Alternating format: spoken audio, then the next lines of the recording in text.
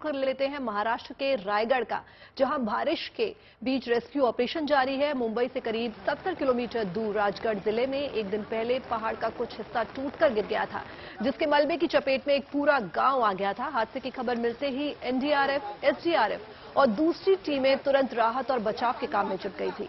मलबे से 21 लोगों को सुरक्षित बचाया गया है। हालांकि रेस्क्यू ऑपरेशन में मौसम चुनौती बन रहा है। बीती शाम खराब मौसम की वजह से रेस्क्यू ऑपरेशन बंद करना पड़ा था, मगर आज सुबह 5 बजे से राहत बचाव का काम फिर से शुरू हो चुका है। और चलिए मुंबई की तस्वीरें आपको दिखाते हैं। मुंबई के पास पालघर में भी कुछ ऐसा ही हुआ है। वहां भारी बारिश की वजह से एक बस पानी की लहरों में फंस गई।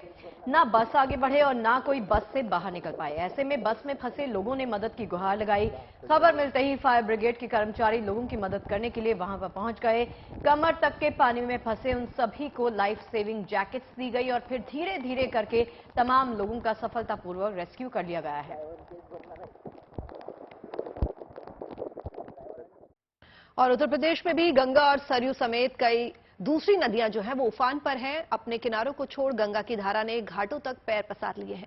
नदियों के किनारे बने मंदिर और दूसरे धार्मिक स्थलों में पानी भर चुका है, लेकिन यूपी सरकार अलर्ट मोड पर है और पूरे हालात पर नजर बनाए हुए है। मतलब उत्तर प्रदेश बाढ़ के खतरे से निपटने के लिए पूरी तरह से तैयार है। उन सभी जिलों में मॉक ड्रिल की जा रही है जहां बाढ़ का खतरा रहता है। मॉक ड्रिल में एनडीआरएफ, एसडीआरएफ और पुलिस के जवान शामिल हैं। सभी एजेंसियां मुश्किल वक्त में किस तरह से जल्द लोगों तक मदद पहुंचा सकती हैं, ये सभी इस मॉक ड्रिल का हिस्सा है।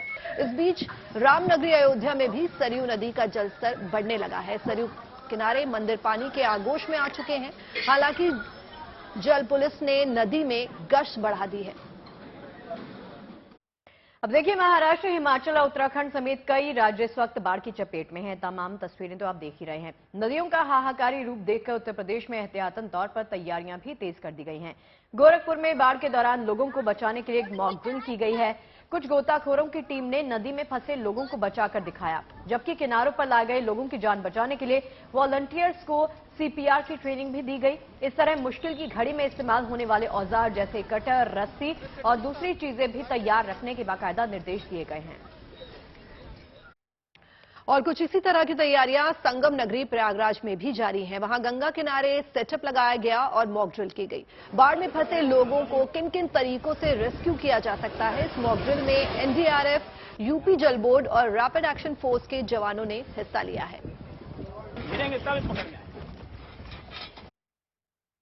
तो देखिए, शिव की नगरी काशी में गंगा की लहरें उफान मारने लगी हैं। ऐसे में वहां की तैयारियां शुरू हो गई हैं। जिला प्रशासन ने एनडीआरएफ और दूसरी एजेंसियों के साथ मिलकर मॉक ड्रिल की है। इसके जरिए नदी में फंसे हुए लोगों को बचाकर दिखाया गया है। इस दौरान नदी में कुछ लोग डूबते दिखे।